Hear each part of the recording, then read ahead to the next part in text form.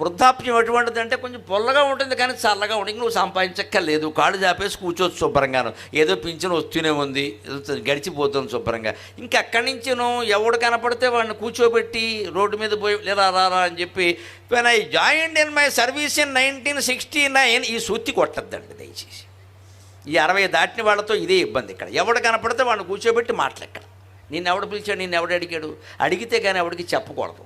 నీ ఏకాంతాన్ని నువ్వు ఒక అవకాశంగా భావించాలి. పెద్దలకి దండం పెట్టి కోరుతున్నా, దాన్ని ఒంటరితనం కాదు, అది ఏకాంతం, ఒక అవకాశంగా భావించండి. నమ శివాయ, నమో నారాయణాయ, శ్రీమాత్రే నమః, శ్రీ మహాగణాధిపతయే నమః. ఏదో ఒక నామాన్ని మనస్సులో జపించండి. ఎవ్వరూ మీ దగ్గరికి రావక్కలేదు, భగవంతుడే మీ దగ్గర ఉంటాడు. వృద్ధాప్యాన్ని గడిపే విధానం అది. అంతేగాని ఏటో ముసలాళ్ళం అయిపోయాం, ఎవరో పట్టించుకోవటం. పట్టించుకుంటే ఆమోదం పట్టించుకుని ఏం చేస్తావు ఇక్కడ నువ్వు పట్టించుకున్నంత కాలం పట్టించుకున్నా వదిలేయచ్చు కదా.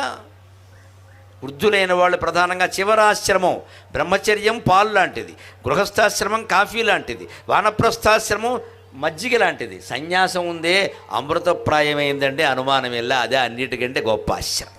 కాషాయం అందుకే కడతారు మన వాళ్ళు. అమృతప్రాయం అంటే సర్వం వదిలే, సర్వం వదిలే, సర్వం వదిలే. భౌతికంగా కాదు, మానసికంగా.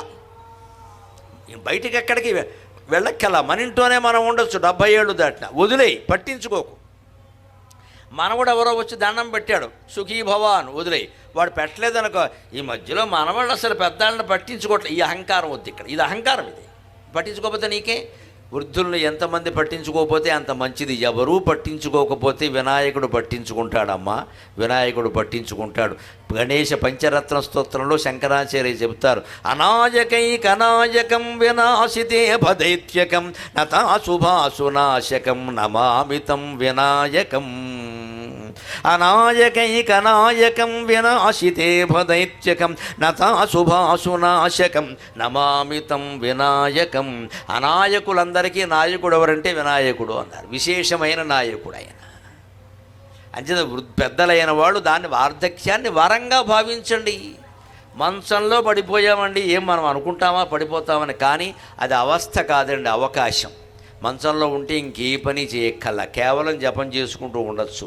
ఎవరో ఇంత అన్నం పెడతారు, పెట్టకపోరు, పర్వాలేదు, వెళ్ళిపోవడానికి సిద్ధంగా ఉన్నాం. ఇంకా అక్కడి నుంచి ఇది వచ్చింది అది వచ్చింది అనద్దు, పర్వాలేదు కాదు. ఎవరో వస్తారు, పలకరిస్తారు, 2 యాపిల్ పొడి చేతిలో పెడతారు, గౌరవం అయిపోయాయి. జపం చేసుకుందుకు అభ్యంతరం లేదు కదా.